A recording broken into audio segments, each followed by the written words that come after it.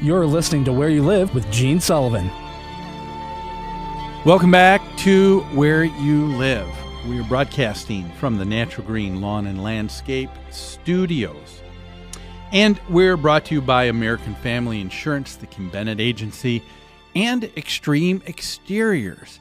You can count on Extreme Exteriors for expert installation of exterior siding, roofing, soffits, fascia decks, windows, and more. With their knowledge and experience, they can design the perfect solution to make your home beautiful and energy efficient, saving you maintenance and money for years to come. Call them at 763-441-1334 and tell them Gene sent you. It's time now to hear from the Community Associations Institute.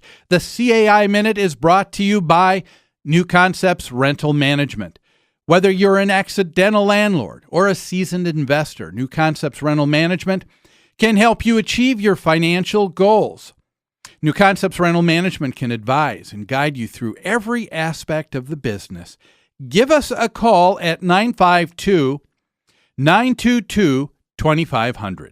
Are you a member of the Community Associations Institute? For nearly 40 years, CAI has provided education and resources to volunteer homeowners who govern community associations and the professionals who support them. Visit caionline.org to learn more. The address again is caionline.org. CAI helps community associations board members by providing online resources, in-person training, and hard copy publications written by association management experts. CAI offers community managers professional development, networking opportunities, and a certification program that is established as the industry standard nationwide. Minnesota has its own chapter of the Community Associations Institute to bring resources and tools from community associations around the country right to your home. Visit www.cai-mn.com to learn more and become a member of CAI today. Your community and management company will benefit from your involvement. Join the Community Associations Institute today at cai-mn.com and click on membership. Now, before I get back into this story that we're talking about, I just would like to remind all of our listeners. Now, we record this show during the week, and so because of that, it's not a live show where you can call in, but you can still be a part of the show. And let me tell you how you can. All you need to do is go to our website at New Concepts, and that is www.newconceptsgroup.com. If you click on the homepage, you'll see educational resources. Click down that menu. It says radio show, and there's all of my contact information, my direct line at New Concepts, my email. So if you have a question that you want to write or you want me to address on the next week's show, happy to do that. Would you like to be on the show? Would you like to discuss something with me? Would you like to debate an issue with me? I'd love to have you on too. You can give me connect with me with that information on our webpage, and I would be happy to have you on as a guest on our show as well. Well, let's get back. Again, I'm talking about this opinion piece from a Christine Korenthal, who does a weekly opinion piece called Right Here, Right Now in the Santa Clarita Valley Signal, which is a local newspaper. And she was very, notably surprised to find out that even when you don't live in a homeowners association, that a city or a municipality is going to equally have certain ordinances and concerns of what you can and can't do with your home. Apparently, she thought that there was more that she and her husband would have the freedom to do. And one of the things she was surprised about was the area of painting. And Christine, let me just tell you, and the rest of our listeners here too, there are a number of cities, a good number of cities that have restrictions on what you can and can't paint. You can go to cities in Boston, up and down the eastern seaboard, that have certain restrictions. Kenny Bunkport, Maine comes to mind. If you take a look at all the homes and you see them either gray or white with black trim, there's a reason why. that is all that is allowed. And a lot of cities are that restrictive. Even here in our own Twin City area, if I'm not mistaken, I think that there are also equally more restrictions in some cities, like North Oaks, for example, as opposed to Bloomington. And I bet you Bloomington has some ordinances that Minneapolis doesn't. The important thing is that you need to become aware. If you're going to be a homeowner, you can't feign surprise or ignorance in saying, you know what, this just shouldn't be. You need to realize what it is that you're buying before you buy it. And she was concerned.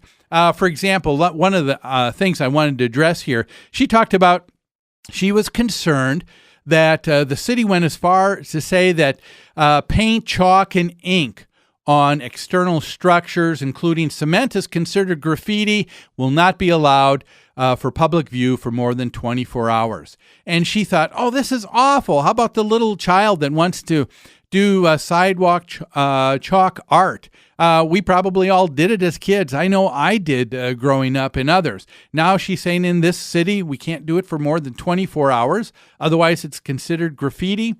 Well, Christine and listeners, you know what? There are some reasons for that. What would be some of the reasons why a city would be more restrictive when it comes to the display of art? One of the things that I think has precipitated cities considering a more stringent ban on such items has to do with gang activity.